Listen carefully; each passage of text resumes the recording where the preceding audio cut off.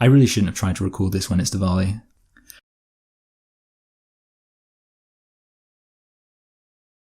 I could start off this video by pointing out that the Electoral College makes it so that somebody can win the presidential election while winning far from the majority of the popular vote, thus allowing for a system where most people can end up with the president they didn't want.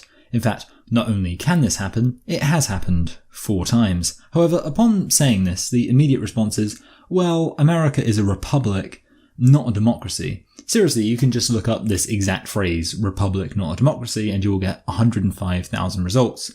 Although, a lot of them will be pointing out that this response is stupid, as I will be doing. Primarily, this response is stupid because it seems to presuppose that republics and democracies are clearly defined.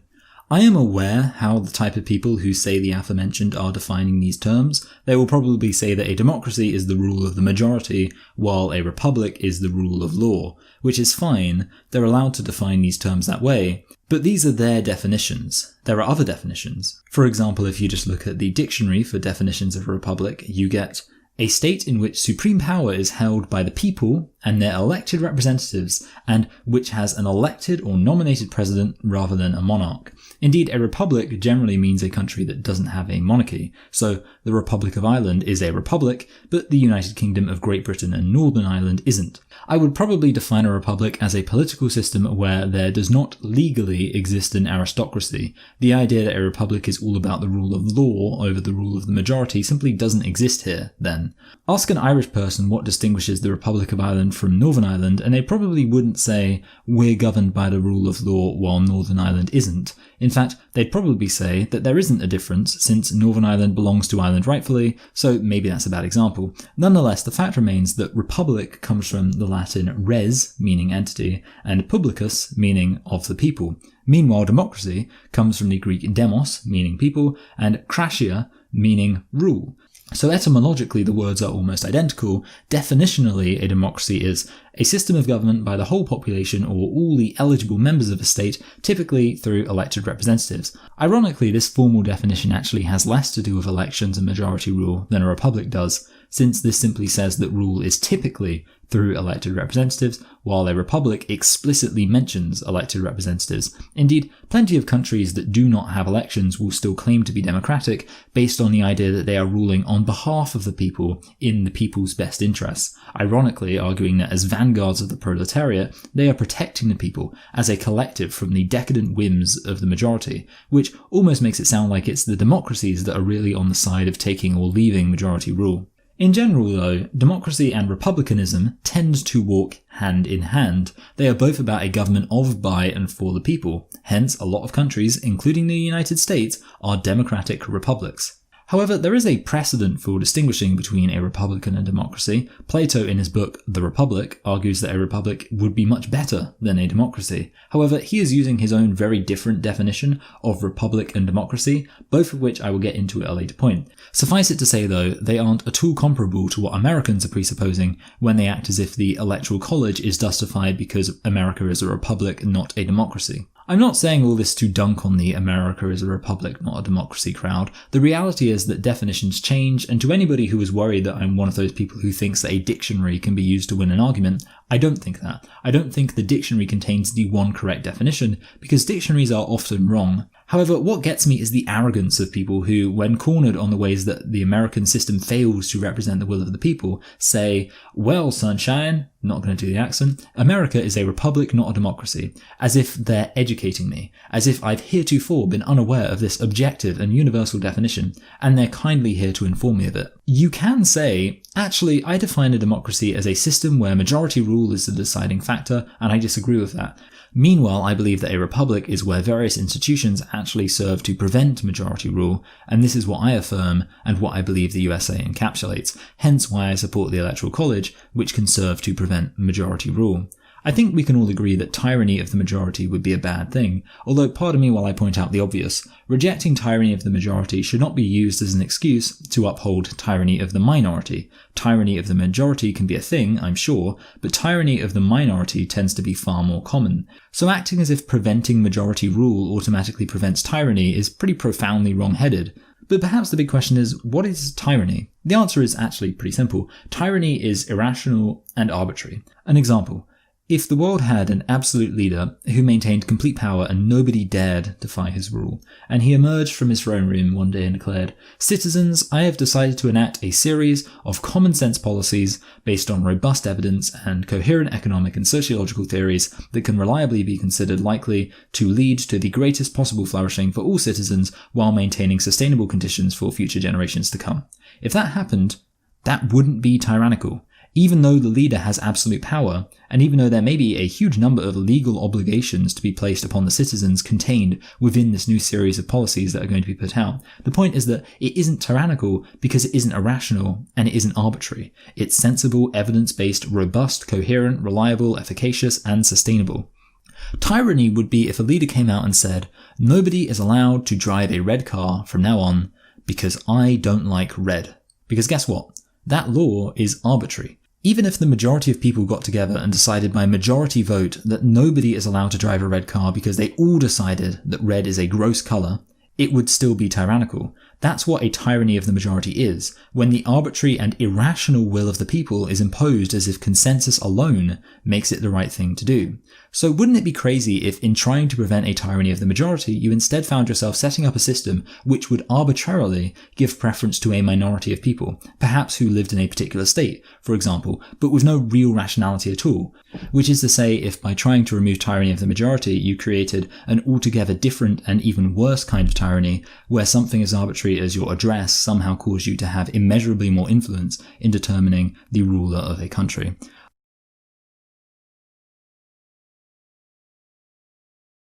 Here's a question to consider.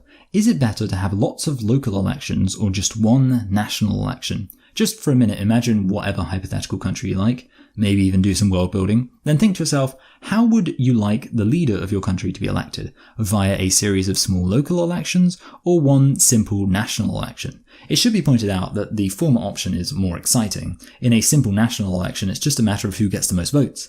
In local elections, it's a matter of pushing for each individual state, and there are hundreds of little tipping points that can get you to the victory. If Texas, for example, eventually flips blue, then that will be a huge momentous occasion that would be far less interesting if the votes in Texas were always assigned proportionally in one big national election.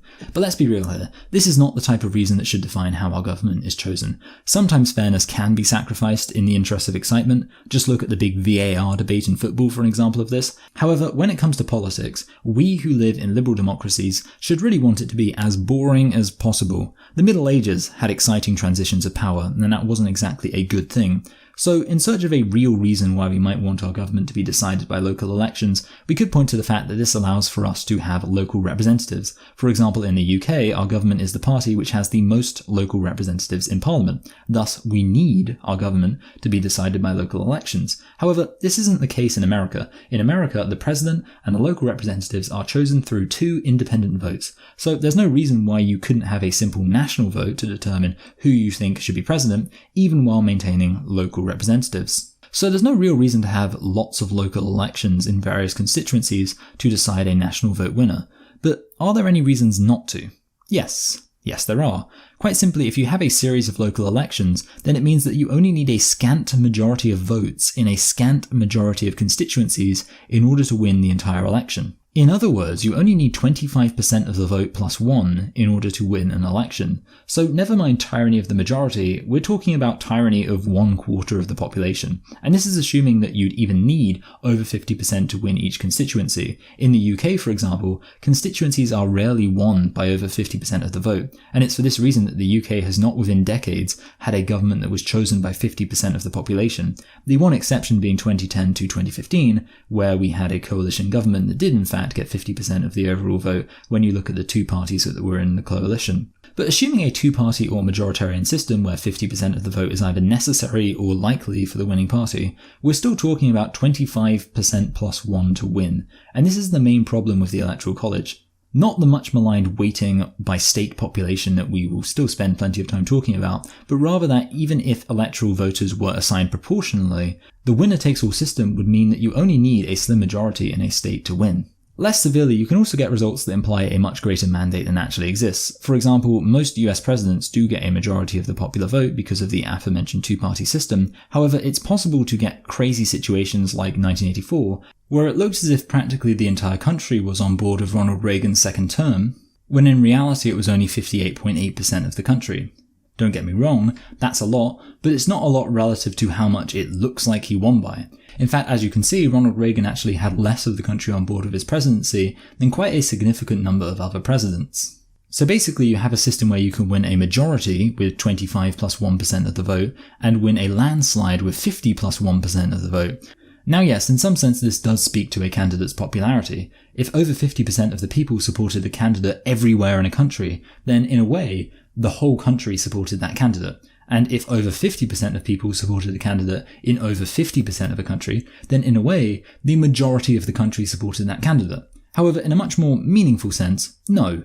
If 50% of people supported a candidate in 50% of the country, then in actual fact, only a quarter of the country supported that candidate. And I know some people are going to say, yes, but it's better if a person has appeal across the whole country because that shows they have wider appeal. This is much better than if the candidate won a majority of the country's support, but only in a few dense areas. And certainly it's easy enough to agree that it would be nice if a candidate could receive broad support across the entire country's territory, but this is also acting as if the only way a candidate can be representative is in terms of area.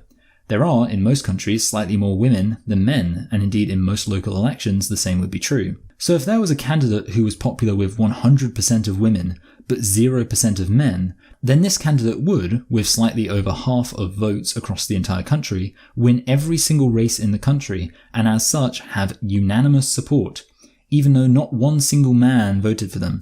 I hope you can see now why it's pretty stupid to act as if measuring unanimous support by winning a certain number of local elections is really stupid.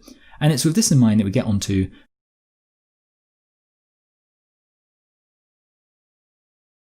have you seen this map?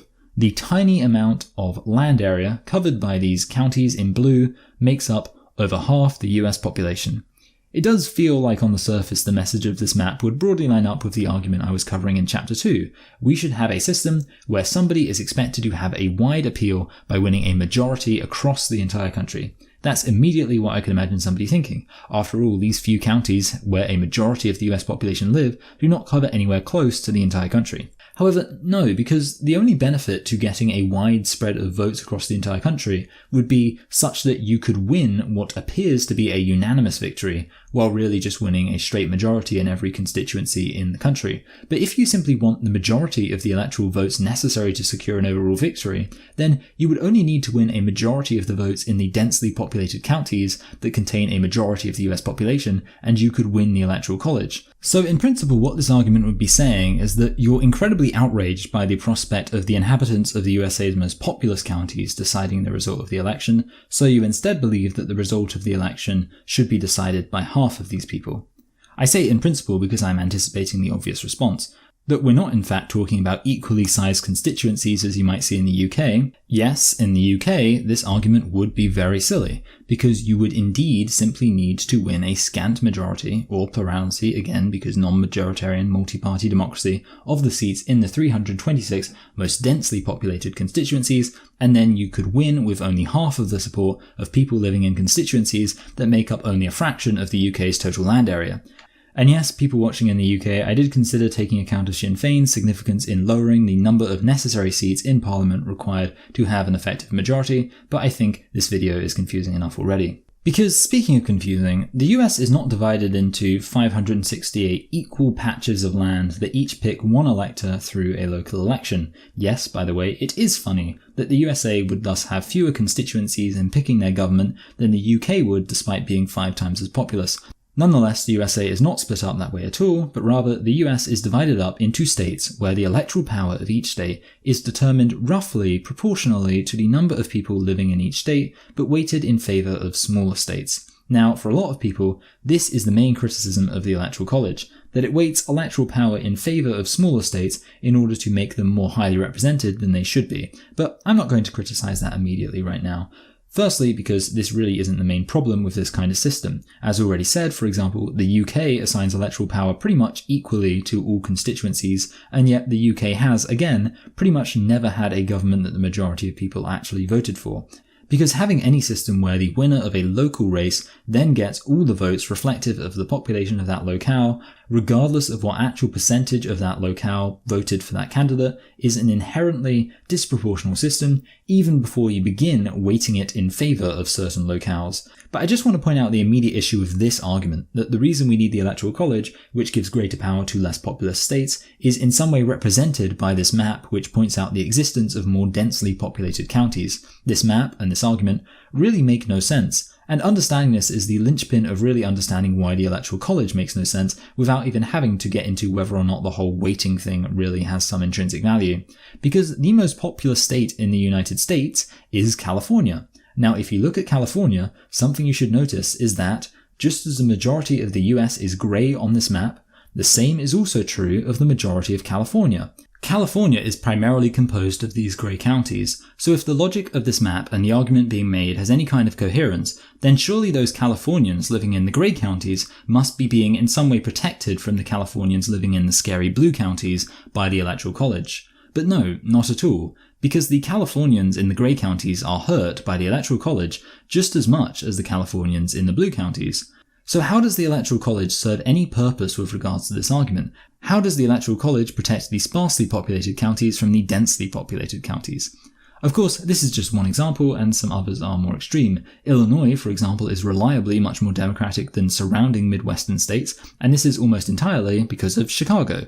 The rural people in Illinois, Wisconsin, and Michigan are really not that different from the rural people in South Dakota or Nebraska, but the people in this big patch of grey counties are considered to be in a Democratic safe seat because of a city up to 300 miles away. It cannot be stressed enough how absurd it is that people will defend the Electoral College by arguing that it in some way serves to prevent densely packed urban areas from overshadowing sparsely populated rural areas. New York State has a large amount of rural land. There's plenty of grey counties for New York on this map, but because of the Electoral College, the electoral power of the entire state is wielded by the very densely packed New York City. Why is it so unconscionable to have a straight popular vote decide the election in the entire country, but having the exact same arrangement in a state like New York, where this one city is always going to decide the result, is considered perfectly fine? The Electoral College isn't helping the poor people in these grey rural counties. Instead, it's giving a pretty substantial FU to the people who are unfortunate enough to live in these grey rural counties while also being in a state with a high population. After all, when I think America and I think rural, there are a few states that come to mind, but one of the first would be Texas. Texas is the land of ranchers and cowboys and vast open prairies. I realize that Texas is not the most rural state proportionally, but in terms of culture, Texas has a strong rural association. And of course, Texas is also the second largest state, and as such, firmly in the disadvantaged by the Electoral College system cohort. So if you're going to say that the Electoral College exists to curtail the power of the dense urban centres, then you might be surprised to learn that Texas is in fact not a vast sprawling conurbation, but actually quite rural in a lot of areas. Now, this isn't to discount the fact that Texas does have densely populated counties. Indeed, they are represented on this map. However, at this point, we simply find ourselves facing the same issue that we did with California, Illinois, and New York. This is the double bind. Either Texas is majority urban, in which case all Texas's rural voters are being screwed over by the Electoral College as the cities choose the winner, or else Texas is not urban and is rural, in which case Texas's rural voters are still being screwed over by the Electoral College because Texas is one of the most disadvantaged states when it comes to representation. So in conclusion, these people who say the Electoral College exists to protect rural counties and all those who live outside of the cities are talking out of their arse. In reality, they're throwing huge numbers of rural voters under the bus and only actually standing by those rural voters who live in counties that are sparsely populated across the board, without any large cities playing a huge role in swinging the state's local election results one way or the other. So can the Electoral College be defended based on the logic that it helps rural voters avoid being drowned out by urban voters? No, not at all.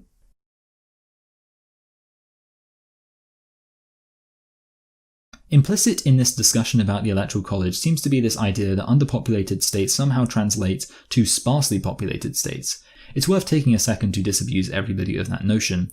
Now, before I begin, I should just say that it's surprisingly difficult to find a simple and up-to-date representation of the Electoral College votes relative to the population in each state. In the end, I had to go with this chart, which is based on data from 2010, so I'd imagine it wouldn't be entirely accurate, but spoiler alert, one of the points I'm going to make by the end of this video is that the variability and ultimate meaninglessness of state populations is another reason to reject the Electoral College, so my conclusions are not reliant on this 2010 data by any means, and if the data has varied wildly, then that would only bolster my point.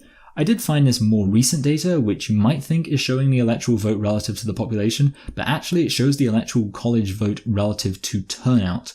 I really disagree with this as a tool of analysis because rather unshockingly, it leads to the absurd conclusion that swing states therefore are the least represented since they have the highest turnout. Thus they have the least representation in the Electoral College relative to their turnout. A system of evaluating data that leads you to the conclusion that the swing states, the few states that actually have a role in deciding the election each year, are in fact the most underrepresented in the Electoral College, is kind of silly. Of course, in reality, the average voter who turns out in a swing state is going to have their vote count for less than the average voter who turns out in a safe state because fewer people have any reason to show up in a safe state. This isn't really a criticism of the Electoral College, mostly just a criticism of this chart. Although, of course, the Electoral College naturally does decrease voter turnout since people are less likely to turn out in states where they know that the margins won't be tight. As many Electoral College supporters are fond of saying, the popular vote literally doesn't matter. So why would anybody waste their time going out to increase the margin for their candidate in winning a state they're already going to win? And looking at the simple Electoral College votes to population map, it should be pointed out that there are some minor anomalies which I'm not going to focus on. I believe the x-axis is every single state in order of population, and you can see that the degrees of representation for each state does not scale perfectly as the population increases. Nonetheless, these minor anomalies are not worth giving too much attention, since I assume they just come from rounding up and down, or populations changing before they got a chance to update the votes. But either way, if we look, we see that Wyoming is the least populated state and has the most electoral votes per person, or put in the way that the chart shows it, the fewest people per electoral vote. Now obviously Wyoming is a famously sparsely populated state, so the idea that the Electoral College is protecting sparsely populated states makes sense.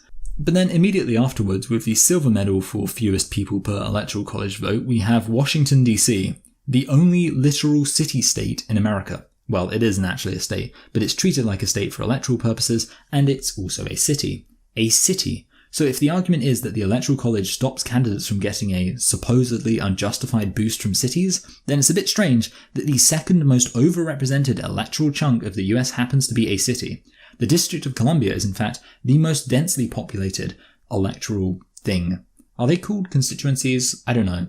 There probably is a word for the parts of the United States that have a local election to decide the president, but I don't know what that word would be. It would be state, but for the existence of DC. I want to keep calling them constituencies because that's what they're called in the UK, and it's quite a nice word to say, like recidivism.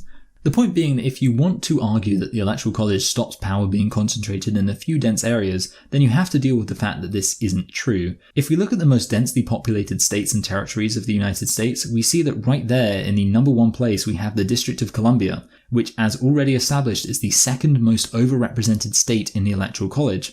Coming in as the fourth most densely populated is Rhode Island, followed by Connecticut in 8th, and Delaware in 11th place. All of these states are overrepresented in the Electoral College. What you should notice if you look at this graph for more than a second is that there are densely populated and sparsely populated states all over the place. So if we return back to our initial stupid map argument, which argues Americans need the Electoral College to protect the sparse areas from the dense areas, well, it just doesn't make any sense. Electoral College representation actually has nothing to do with ensuring that the broader spread of America's territory is more greatly represented by in some way helping sparsely populated states. And this could get more extreme in terms of hypotheticals. I know we don't need to stress this too much because the point is already pretty obvious with the examples we have, but there is nothing intrinsic to the Electoral College that could prevent hundreds of urban centres from being considered constituencies in an identical fashion to DC, and then suddenly we'd have these cities being overrepresented by the Electoral College. So, sorry, let's just bring up the map one last time.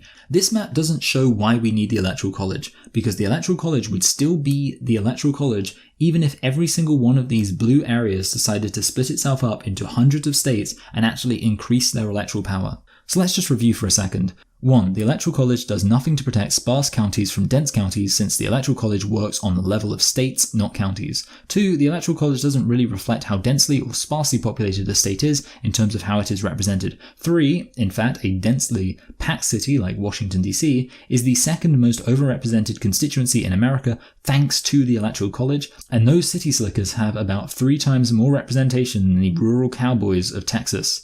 4. Since there is nothing intrinsic to the Electoral College to prevent this situation with DC, we can also imagine innumerable hypotheticals that could make this point even stronger than it's already been made, so the Electoral College does nothing to protect against this. 5. And all of this leads on to my next point. I like this pun. I can hear you. You're saying, Michael, it sort of seems to me like you actually took the wind out of your own sails there a bit by bringing up this hypothetical states argument, because, you already had the argument in the bag by pointing to the actual states that already exist, so why bring up this idea of hypothetical states, which honestly sounds kind of silly?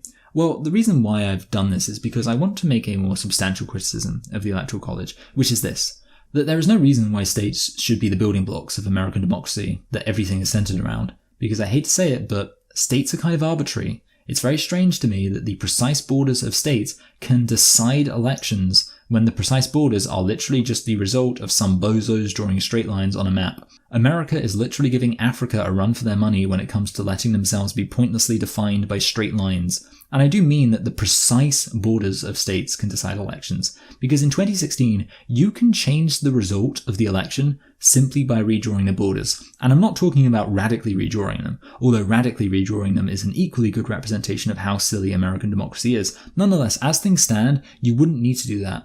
If you take one extra county from Illinois and give it to Wisconsin, Hillary wins Wisconsin. But more interesting, I think, is that if you shorten Florida's panhandle by 3 counties, then Hillary wins Florida. I find this more interesting because Florida's panhandle is already a geographical anomaly. I'm sure there's a reason it exists involving a line on a map drawn between some Spanish person and an English person half a millennium ago, but today it's just kind of a weird quirk. And guess what? That weird quirk has determined 2 elections in the last 20 years, or put another way, 1/3 of your elections and half your presidents. Well, actually 2/3, since Biden won't actually be inaugurated until next year. Both Bush and Trump were elected as president because...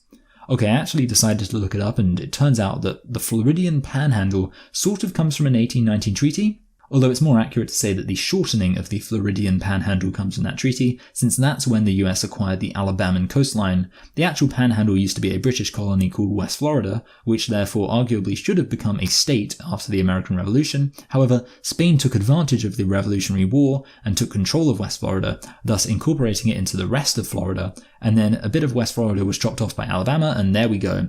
That's why Bush and Trump were elected, because of that little explanation there. East and West Florida were initially divided around the time of Florida's ascension to being a state, and if you want to know more about that, I'd recommend the video Wannabe States by Knowing Better, because, well, it helps to get the point across. Throughout history, there have been many turns of fate that could easily have seen completely different states crop up, and with those completely different states, different election results and different electoral college representation, not to mention, of course, different Senate representation. Way too much of American politics ultimately comes down to rather arbitrary decisions about where lines should be placed on a map. Now, you might say that I'm missing the point here. Of course, the reasons for these states existing as they are is arbitrary, but all of history is arbitrary. The point is that these states now have firmly established identities that are in no way arbitrary and contrived, and we can all agree that these borders that make up these 50 states are perfectly reasonable and logical. But no, not really. I mean, I don't think that the current borders of the US states make much sense at all. Here's a question.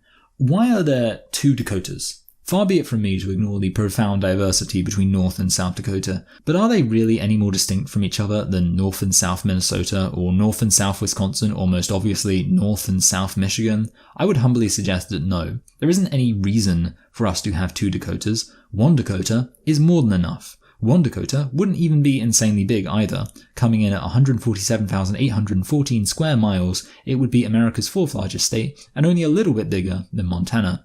But I tell you what definitely wouldn't be an absurdly large state. New England. So why exactly is New England not a state? Are we really going to pretend that anybody cares enough to actually distinguish these 6 states from each other? That's 6 states right there. That's a tremendous number of states for such a small land area with such a minimal amount of diversity. That's 12 senators for this patch of land. Imagine if other parts of the US got the New England treatment. Imagine how many times you could split up California or Texas, far more justifiably, frankly, if you're willing to just divide land area up into tiny states. Let's be honest here, New England should be a state. And indeed, it should also include upstate New York, because let's not pretend that it makes sense for upstate New York to be lumped in with New York City. That's absurd. Really, there should just be one state called New England that encompasses existing New England and upstate New York, and then New York City and the surrounding metropolitan area can just be one neat city-state. Here's another question. Why is California one state, but the Pacific Northwest is two states? This is a rhetorical question because I know you can't answer this question.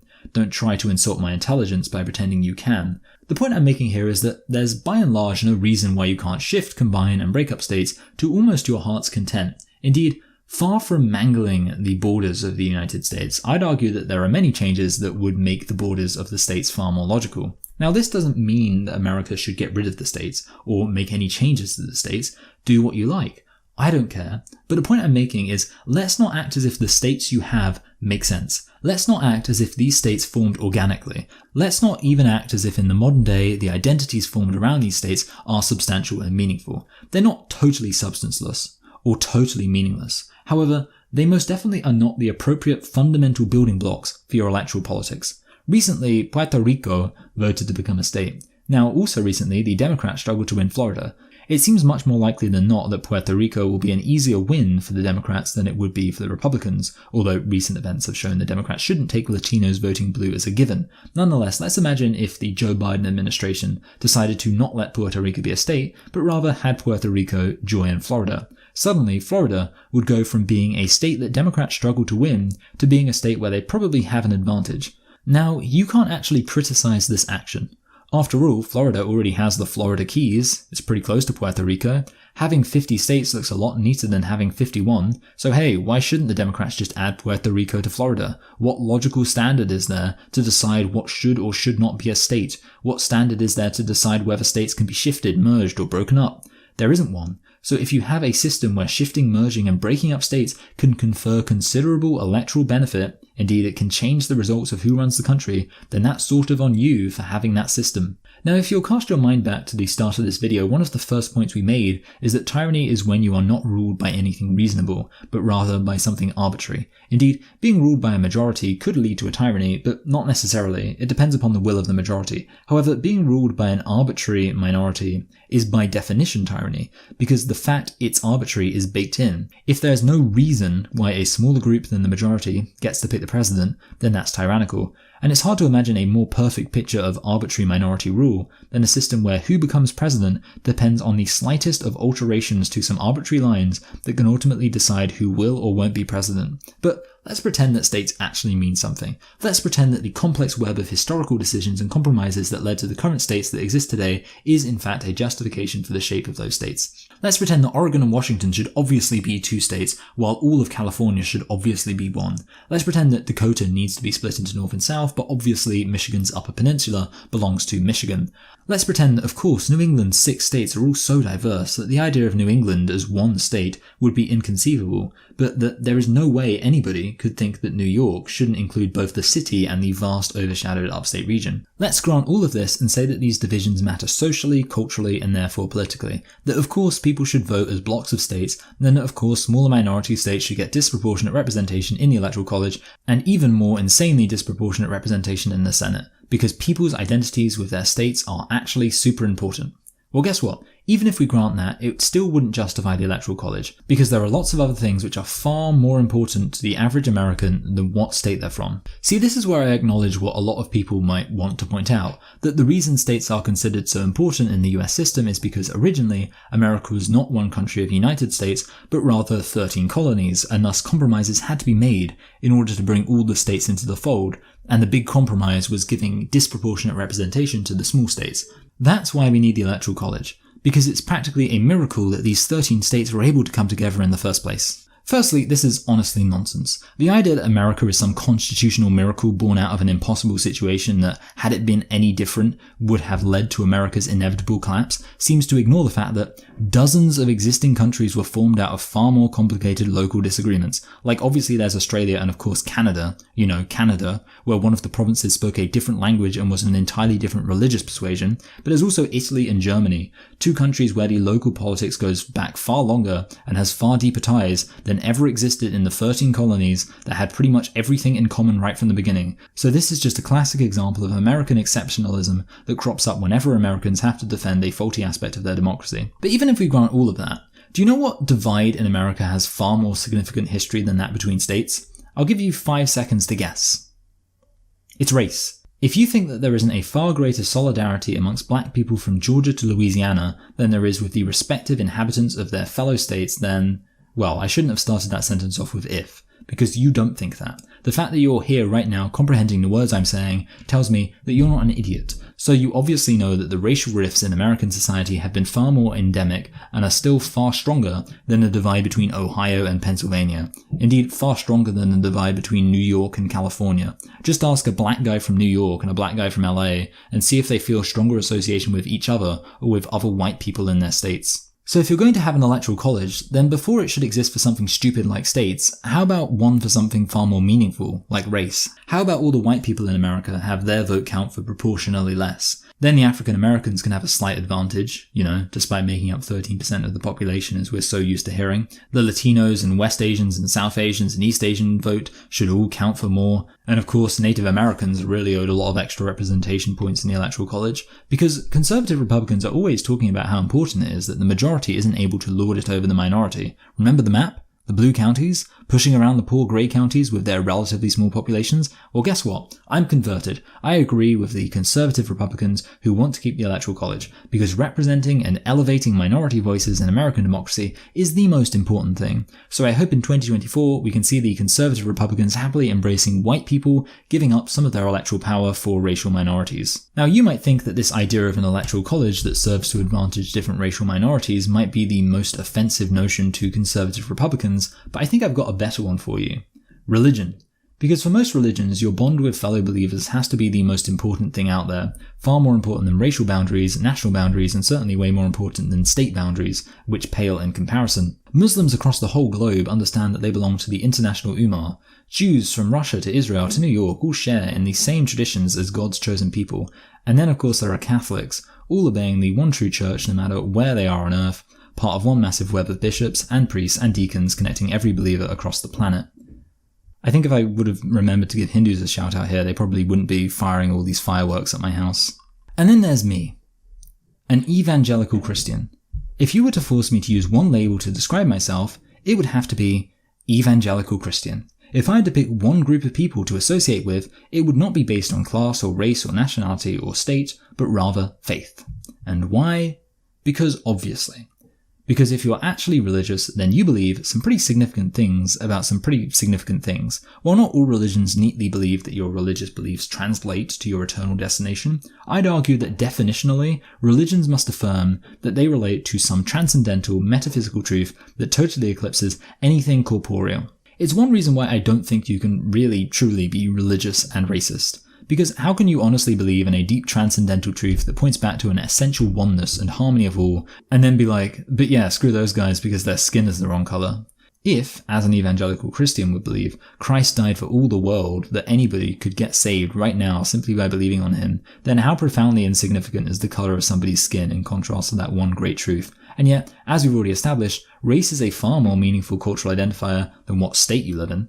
So if we were really going to have a system that protects the minority, it shouldn't be based on state, which is a rather arbitrary form of identification, but rather by religion, the one great truth that all sorts of people share.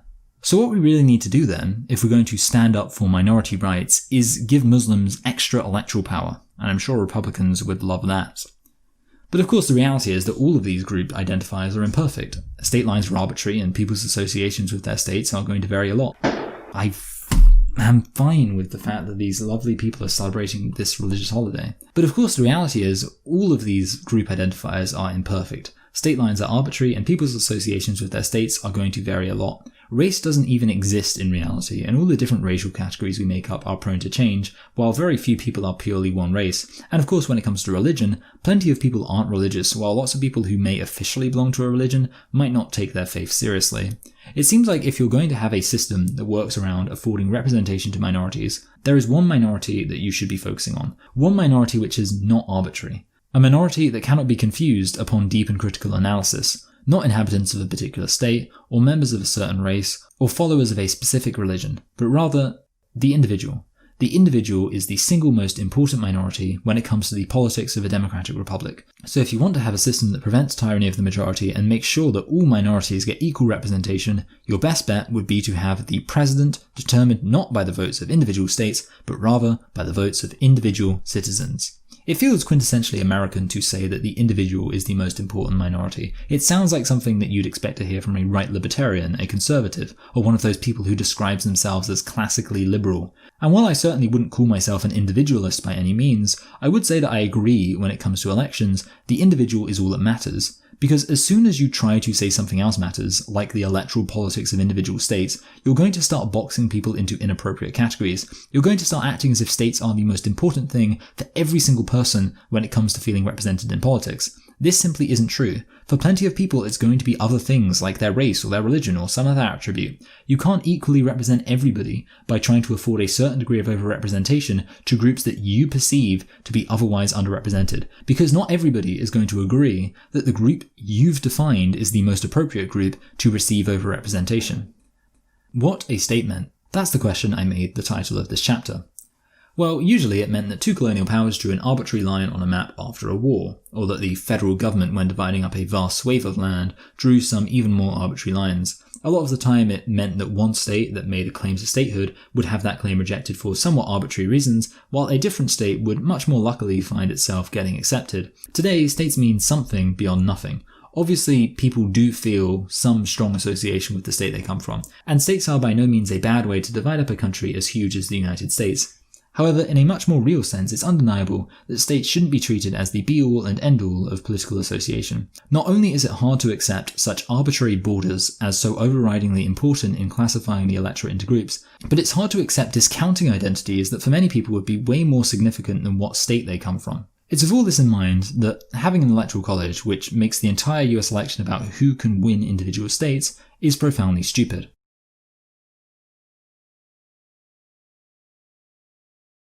So let's review. America has the Electoral College. This potentially makes it so a pretty tiny minority of those who vote may be able to decide who runs the country.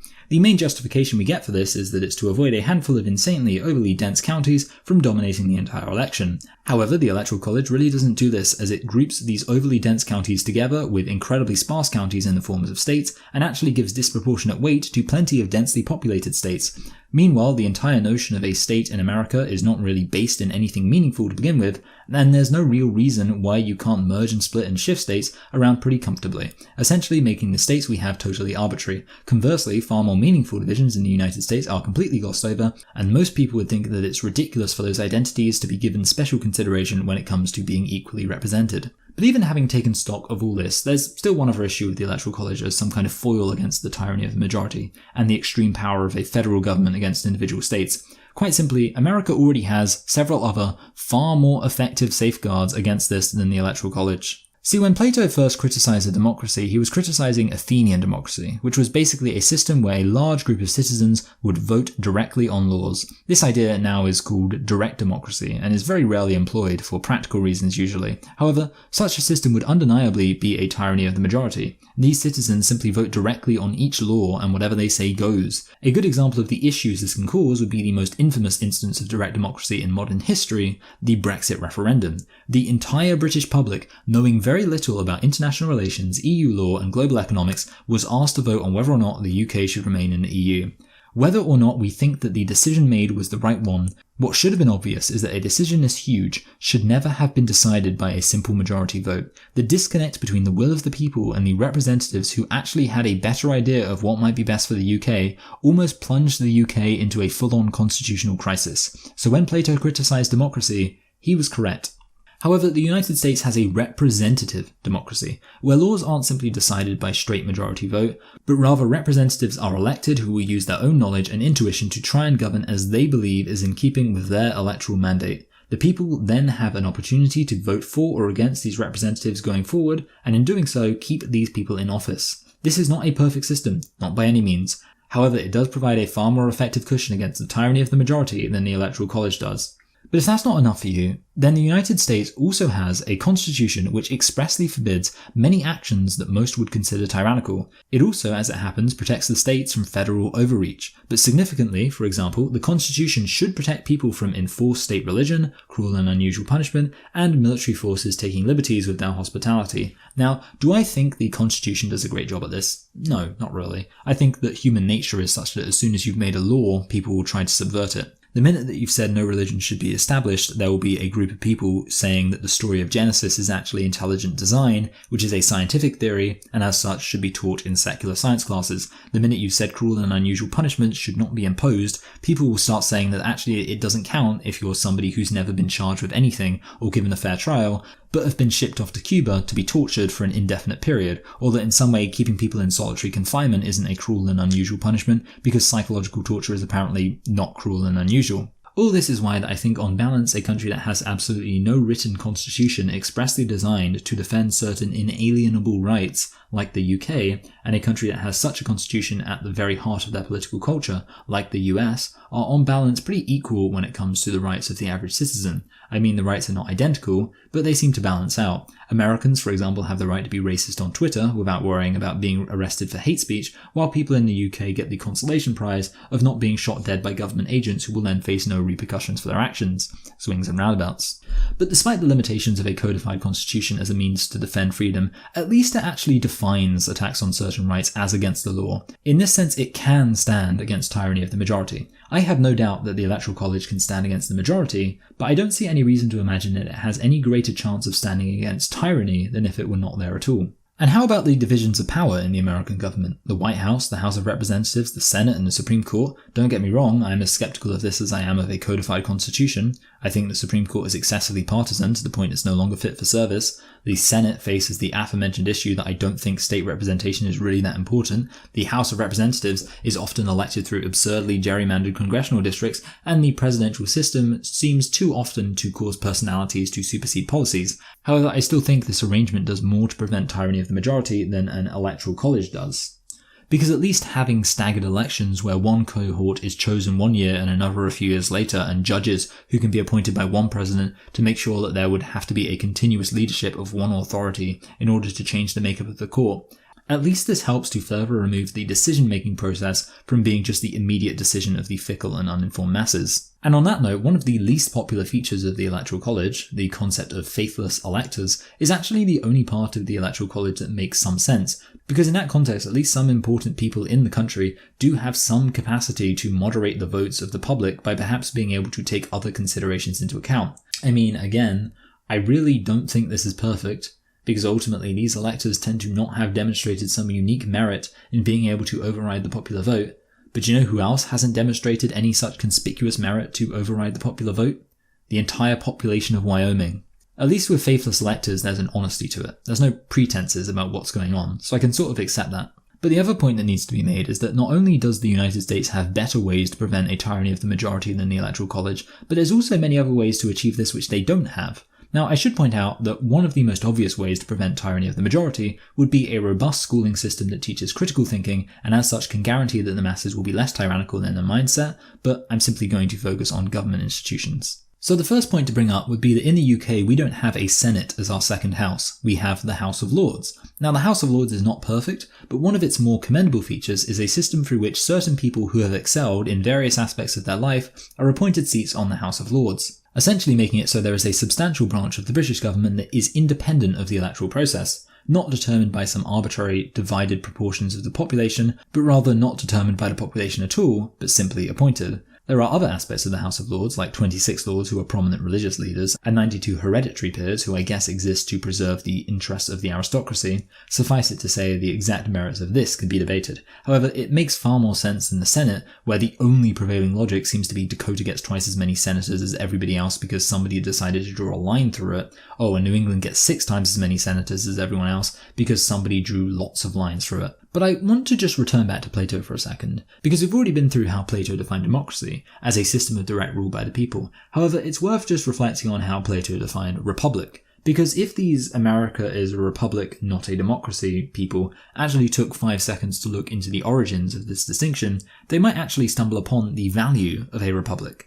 In Plato's ideal system, there would exist philosopher kings. Essentially, the people with supreme executive power would be determined not by the electoral vote, but by achieving a certain degree of intelligence. It really wouldn't be hard to have something like this in a contemporary government. Indeed, there's already a word for it, a technocracy. Simply have a rule that in order for somebody to be eligible to run for president, they must demonstrate objective proficiency in a series of academic disciplines: mathematics, linguistics, knowledge in the classics of literature and media, science, philosophy, and history. Anybody could run for president, but before they could do so, they would have to demonstrate knowledge of these 6 areas, or some other areas. I chose those 6 as examples. So why do I bring this up? Because I think it would be a good system? Well, sort of yes.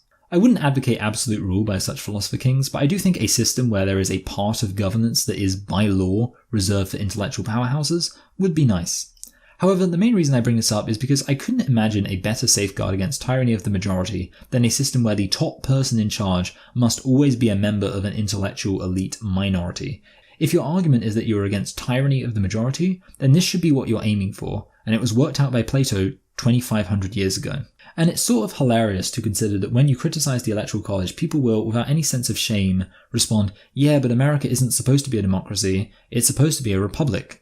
They are alluding to a distinction drawn by a man who imagined a technocratic system where power might be held by an intellectual elite. But they then use this distinction to justify a system that gives disproportionate power to an entirely arbitrary minority and leads to a situation where the balance of power comes down to who can win a few key states. Basically, they've taken out the philosopher king and replaced it with Florida. And that's why I hate the Electoral College.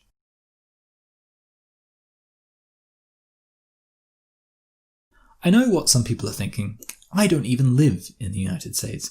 And I think for many Americans that might instantly disqualify me from criticizing the Electoral College. After all, America fought a war to gain independence from me specifically. They celebrate it every year. And many Americans do seem to have this attitude that they invented democracy, even while a lot of them simultaneously deny being a democracy, but that's another issue.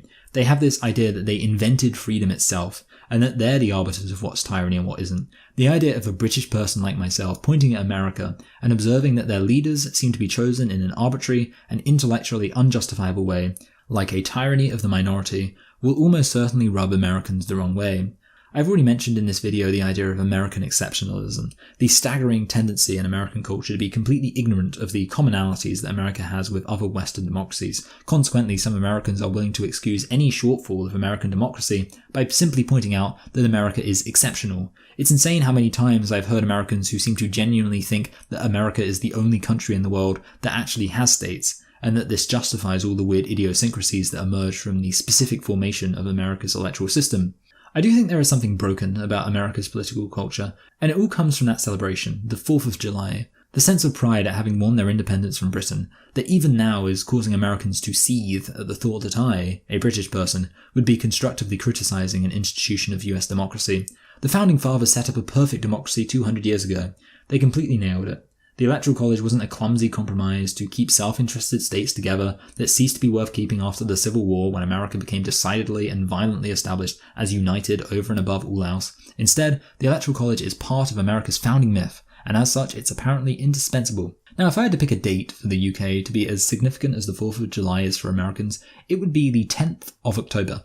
Now, you might be thinking that doesn't sound that significant, especially if you're British and you have no idea what happened on that date. But in my opinion, what happened on the 10th of October 1688 is a date in Britain that is worth commemorating. For British people who know a bit more history, it's probably now obvious that I'm referring to the Glorious Revolution, where William of the Netherlands was invited to Britain by British noblemen to overthrow the tyrannical James II.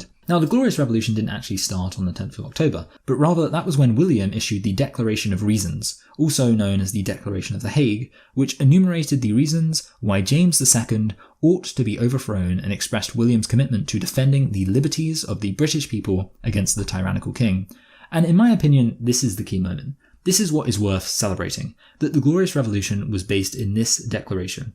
The greatness and security both of kings, royal families, and of all such as are in authority, as well as the happiness of their subjects and people, depend in a most especial manner upon the exact observation and maintenance of these their laws, liberties, and customs. Upon these grounds it is that we cannot any longer forbear to declare that, to our great regret, we see that those councillors who have now the chief credit with the king, have overturned the religion, laws, and liberties of those realms, and subjected them in all things relating to their consciences, liberties, and properties, to arbitrary government, and that not only by secret and indirect ways, but in an open and undisguised manner.